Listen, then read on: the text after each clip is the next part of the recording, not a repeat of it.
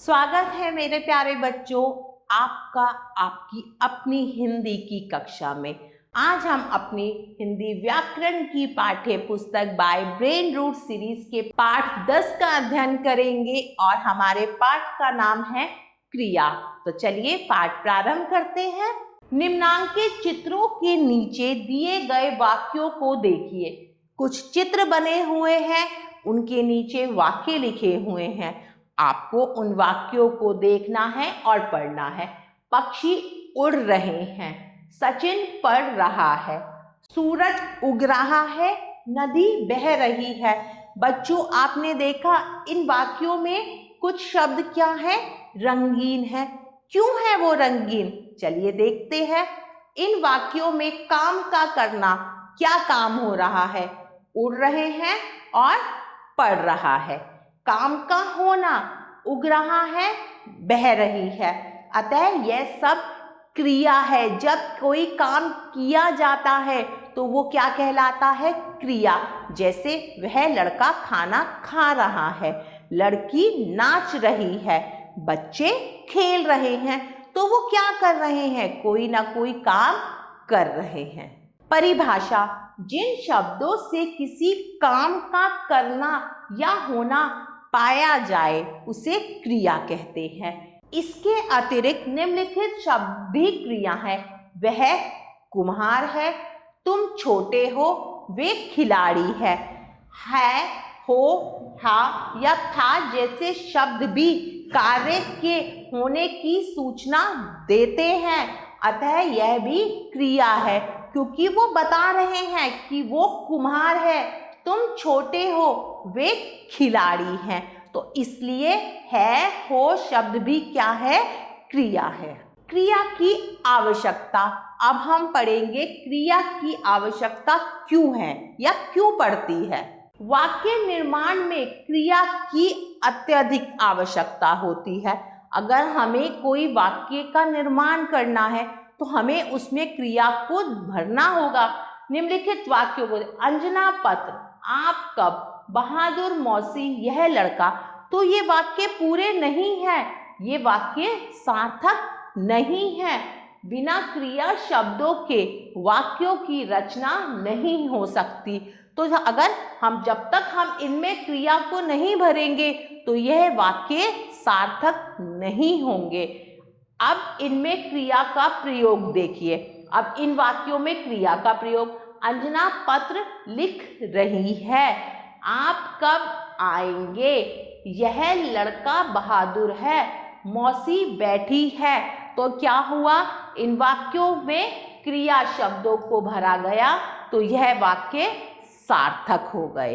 अब हम पढ़ेंगे पशु पक्षियों की ध्वनियां भी क्रिया होती है। जैसे सांप फुफकारता है, ऊंट बलबलाता है, घोड़ा हिनहिनाता है, गधा रेंगता है, हाथी चिंघाड़ता है, गाय रंभाती है। तो जितने भी ये रंगीन शब्द हैं, ये सब क्या है? ये सब क्रिया है। कुछ अन्य क्रियाओं के प्रयोग: तूफान आ रहा है, मिश्रा जी दफ्तर जाने वाले हैं, खेल होने वाला है।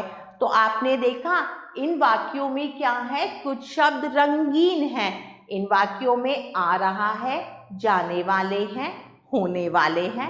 वाक्यांश विभिन्न क्रियाओं को प्रकट कर रहे हैं। ये वाक्य विभिन्न क्रियाओं को क्या कर रहे हैं?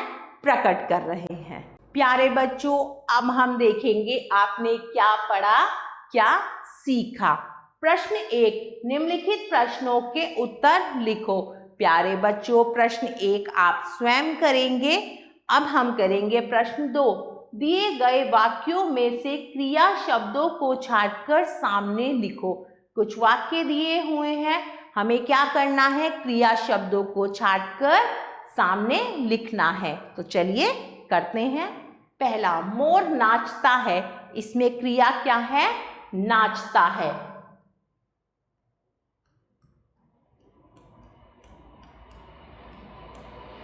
वे छात्र हैं। फूल खिल रहा है। तो इसमें क्रिया क्या है? वे छात्र हैं। फूल खिल रहा है, खिल रहा है।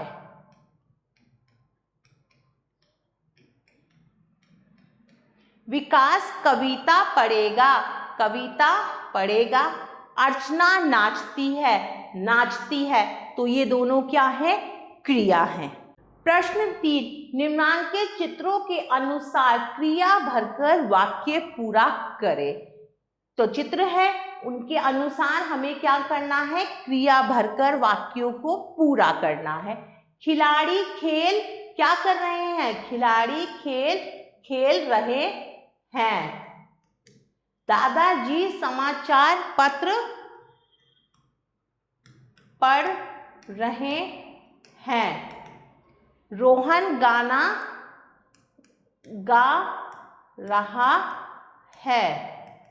हम विद्यालय जा रहे हैं। तो क्या किया हमने? इन सब वाक्यों में क्रिया शब्दों को भरकर वाक्यों को पूरा किया। प्रश्न 4, दिए गए क्रिया शब्दों से वाक्य बनाओ। अब कुछ क्रिया शब्द दिए हुए हैं, आपको क्या करना है? वाक्य बनाना है।